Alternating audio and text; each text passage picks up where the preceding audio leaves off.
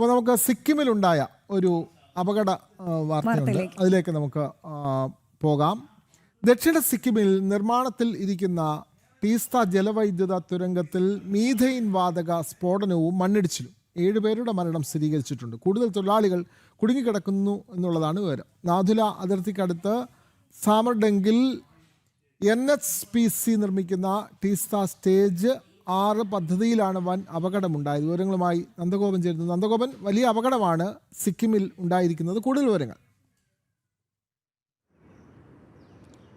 വിനോദ്, ദക്ഷിണ സിക്കിമിലെ നാംചി ജില്ലയിലാണ് ഈ അപകടം ഉണ്ടായിരിക്കുന്നത്. സാമർഡങ് മംക്രി മേഖലയിലെ national hydro electric power project അവിടെയാണ് ഈ അപകടമുണ്ടായിരിക്കുന്നത്. അവിടെ ഈ തീസ്ത സ്റ്റേജ് 6 ജലവൈദ്യുതി പദ്ധതിക്ക് വേണ്ടി അവിടെ ഒരു തുരങ്കം നിർമ്മിച്ചു. ഈ തുരങ്കത്തിൽ ഏതാണ്ട് 1.5 കിലോമീറ്റർ ഉള്ളിലായിട്ട് അവിടെ മീഥേൻ ഗ്യാസ് സ്വാഭാവികമായും രൂപപ്പെടുകയായിരുന്നു.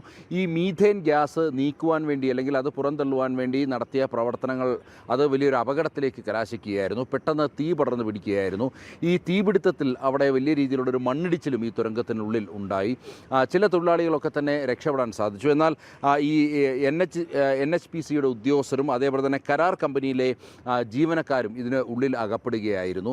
ഏതാണ്ട് 40ഓളം തൊഴിലാളികൾ ഈ സമയം ഇതിനുള്ളിൽ ഉണ്ടായിരുന്നു എന്നുള്ളതാണ് പറയപ്പെടുന്നത്. അതേസമയം 7 പേരുടെ മൃതദേഹം ലഭിച്ചിട്ടുണ്ട്. കൂടുതൽ പേർക്കായി ഇപ്പോൾ തിരച്ചിൽ ഊർജിതമാക്കിയിട്ടുണ്ട്. വലിയൊരു അപകടമാണ് ഇതിൽ സംഭവിച്ചിരിക്കുന്നത്. അവിടെ ദേശീയ ദുരന്ത നിവാരണ സേനയും അതേപോലെ തന്നെ സംസ്ഥാന ദുരന്ത നിവാരണ സേനയും ഫയർഫോഴ്സും പോലീസും സംയുക്തമായിട്ടാണ് ഇത്തരത്തിലൊരു അവിടെ ഒരു രക്ഷാപ്രവർത്തനം നടത്തിക്കൊണ്ടിരിക്കുന്നത്. കൂടുതൽ പേർ ഒരുപക്ഷെ ജീവനോടെ അകപ്പെട്ടിട്ടുണ്ടാകാം, അല്ലെങ്കിൽ ഈ തുരങ്കത്തിനുള്ളിൽ ഉണ്ടാകാം എന്നുള്ളതാണ് അനുമാനിക്കുന്നത്. അതേസമയം തന്നെ കൂടുതൽ പേർക്ക് ജീവൻ നഷ്ടമായിട്ടുണ്ട് എന്നുള്ളതും കരുതപ്പെടുന്നു. പ്രത്യേകിച്ച് മീഥേൻ ഗ്യാസ് വലിയ രീതിയിൽ പൊട്ടിത്തെറിക്കുകയായിരുന്നു. വലിയ തീപിടുത്തമുണ്ടായി. ഇതിനൊപ്പം തന്നെയാണ് മണ്ണിടിച്ചിലും ഉണ്ടായത്. അതുകൊണ്ട് ഇരട്ടി ദുരന്തമായി, അല്ലെങ്കിൽ ദുരന്തത്തിൻ്റെ വ്യാപ്തി അത് വർദ്ധിപ്പിച്ചു എന്നുള്ളതാണ് കണക്ക് കൂട്ടുന്നത്.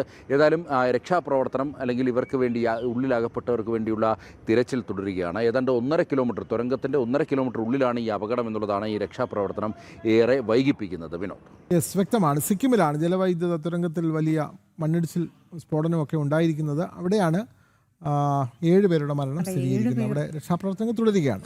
വിവരങ്ങൾ നൽകുകയായിരുന്നു ഡൽഹിയിൽ നിന്നും നന്ദഗോപൻ. ഇനി നമ്മൾ പോകുന്നത്